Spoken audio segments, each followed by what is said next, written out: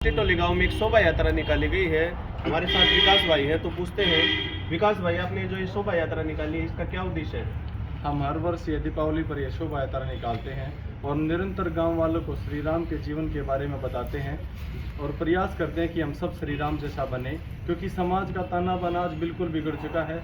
और श्री राम का जब हम इतिहास पढ़ते हैं तो उनके पिताजी एक बहुत बड़े राजा हुए हैं, पूरे विश्व में उनका राज्य था, पूरे विश्व के ऊपर राज्य करते थे।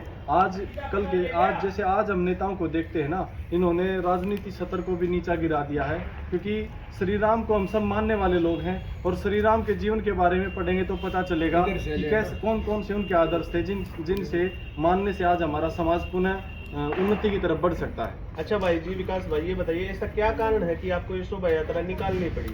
क्या ऐसे काम भी चल सकता है शोभा यात्रा के बगैर? हम वैसे बता सकते हैं, आजकल सोशल मीडिया का जमाना जो है। शोभा यात्रा की हम सब जो हर साल निकालते हैं, इसकी बहुत ज़्यादा ज़रूरत है और गांव वाले हम सबको इसके लिए प्रेरित भी करते हैं और निरंतर इस यज्ञ में आहुति भी डालते हैं और हम सब भी उनकी जो भावनाएं हैं उनको वहाँ तक ले जाने का प्रयास करते हैं। जैसे आजकल के नेताओं को देखते हैं, उन्होंने समाज का ताना बाना इतना बिगाड़ दिया।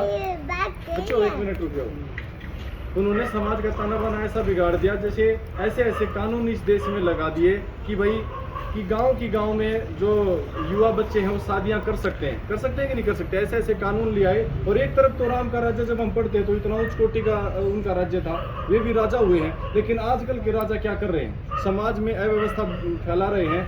गांव में जो हमारी बहनें हैं, भाई हैं, वे शादियां कर सकते हैं, एक गोत्र में विवाह कर सकते हैं। यहाँ तक कि हम देखते हैं, अभी पिछले दिनों एक फिल्म आई थी जिसमें एक दर्शाया गया था कि कैसा माहौल बिगड़ जाएगा, कि यहाँ तक कि हम अपने काका की लड़की को भी नहीं छोड़ रहे हैं, उनको भी लेके जा रहे हैं गाँव। नहीं तो पहले जब हमारे जो बड़े बुजुर्ग हैं ना, उनकी शिक्षा को देखते हैं तो गाँव और गंवांड की जो बेटियाँ होती थी, बहनें होती थी, वो आपस में बहन भाई का रिश्ता रखती थी, लेकिन आज वो समाप्त हो चुका है। इसी के लिए हमारे समाज की तरफ से एक यात्रा निकालते हैं कि ये जो आजकल के नेता हैं कुछ श्री राम से सीखें।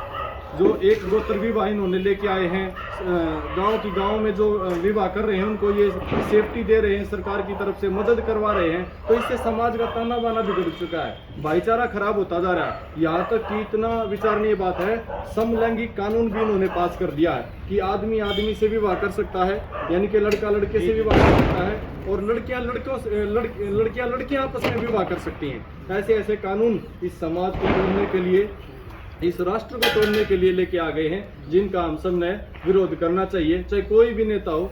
पिछले दिनों हमारे हरियाणा के पूर्व मुख्यमंत्री से जब इस बारे में पूछा गया कि भाई ये जो कानून लेके आए हो, इनके ऊपर आपके क्या विचार है, तो उन्होंने कहा कि ये सामाजिक मुद्दा है, राजनीतिक मुद्दा नहीं है। मैं उनको कहना चाहूंगा, श्री राम के जीवन को पढ़ के देखे, ये राजनीतिक मुद्दा है और समाज में अच्छी व्यवस्थाएं देना राजा का कार्य होता है। अच्छा, क्या आपको लगता है ये शोभा यात्रा निकालने से लोग जागरूक होंगे या नहीं होंगे? हाँ, ऐसा मुझे नहीं, सभी ग्रामवासियों को लगता है कि समय समय पर जब हम ये शोभा यात्रा निकालेंगे तो गांव के युवा और महिलाएं, बड़े बुजुर्ग इसमें बढ़ चढ़ कर हिस्सा ले रहे हैं। आपने देखा भी होगा कि गांव में बहुत सारी महिलाओं ने बढ़ चढ़ कर दान दिया।